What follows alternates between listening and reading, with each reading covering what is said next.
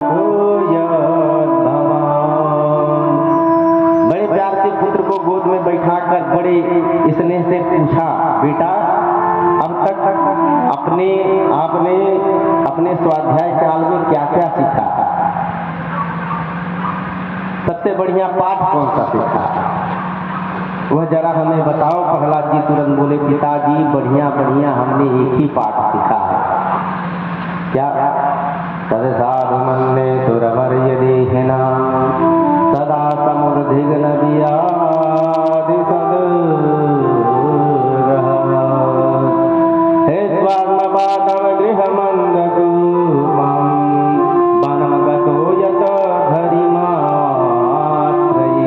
प्रहलाद जी बोले, जीवन पिताजी एक अंधकूप है और इस अंधकूप में जो फंसा हुआ है, जो गिर गया है, यदि वो अपने आप को नहीं बचा लिया तो वह पशु के समान है।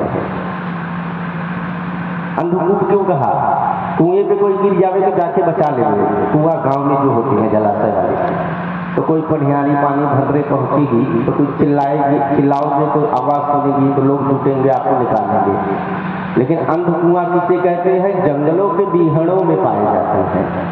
अब जंगल के बीहड़ों में आप जाके अंधे कुआं में गिर गए तो वहां कोई आने जाने वाला नहीं है, तो आपको निकालेगा। तो प्रहलाद कहते हैं कि पिताजी यह दुनिया अंधकूप है, अंधकूप में एक दूसरे को गिराते जा रहे हैं।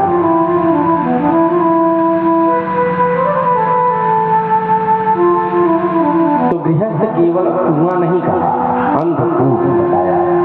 कोई निकालने की भी चेष्टा करे तो वह जीवात्मा उसके पैर पकड़ के खींच लेता है।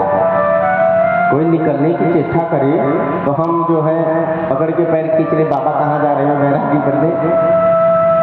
अरे घर में पहले तो बैराग होता नहीं किसी को, कदाचित बैराग हो भी गया तो गृहस्थी वाले ही उसे घेर लेते हैं, कहाँ जा रहे हो?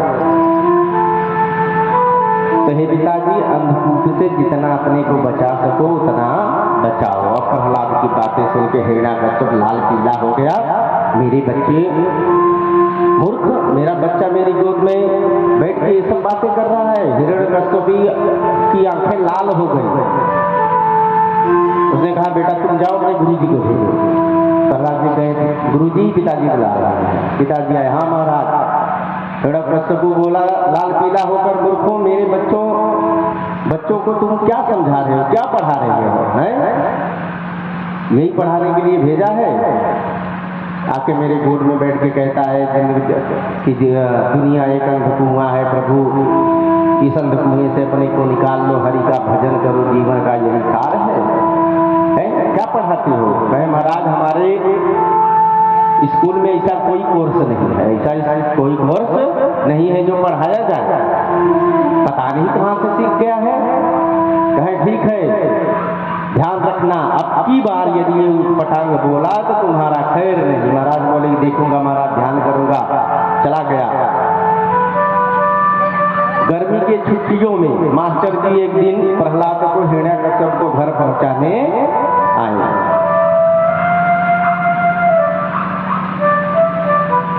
और माता कयाधि ने अपने पुत्र को बढ़िया नहवा धुला के बढ़िया वस्त्र पहनाया और पिताजी से मिलने भेजा, जाओ पिताजी से भेंट करके आओ। और जैसे ही ये पहुंचे तो पिताजी ने जब अपने पुत्र को देखा तो फिर हृदय से लगा लिया, अरे बेटा कैसा है?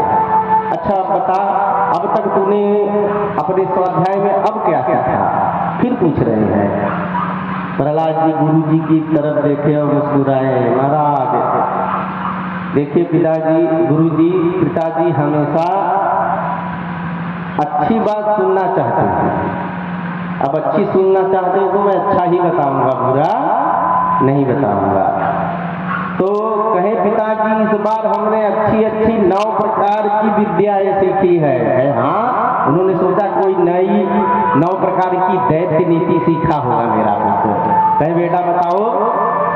तो प्रहलाद जी बता बैठे भगवान की नवधा भक्ति।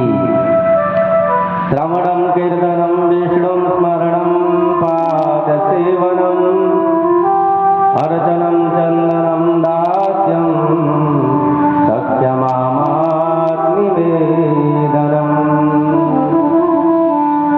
यदि पुंसार्पितः विष्णु भक्तिश्चेनवलक्षणः क्रियते भगवत्यध्यात्मन्ये धीतमुत्तमान्। जो नौका भक्ति का वर्णन किया, अब तो हिरण्याकश्यप की आंखें लाल पीली हो गई कि मेरे पुत्र की उत्तरोत्तर क्रिया बढ़ रही है, लगता है मेरे खिलाफ कोई षड्यंत्र कर रहा है।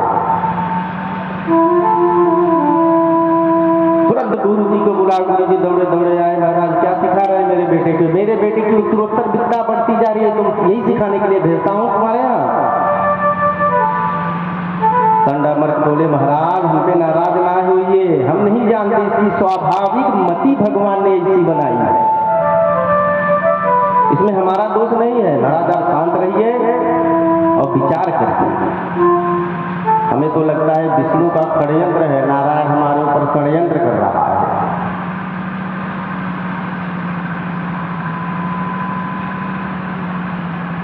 हिरण्याकश्यप अपने पुत्र को डांटा, अच्छा सत्य सत्य बता, तुझे कौन बात सिखाता है इतनी सारी? प्रहलाद कहते हैं, पिताजी इसी प्रकार से लोग संसार के गर्त में गिर रहे हैं, मुझे कोई सिखाता नहीं है। जीवन का यही सार है, वन में जाओ, भजन करो, श्रवण करो, कीर्तन करो, भगवान की सेवा करो, पूजा करो, पाठ करो, स्मृता करो, नवधा भक्ति का बखान जो है कर दिए।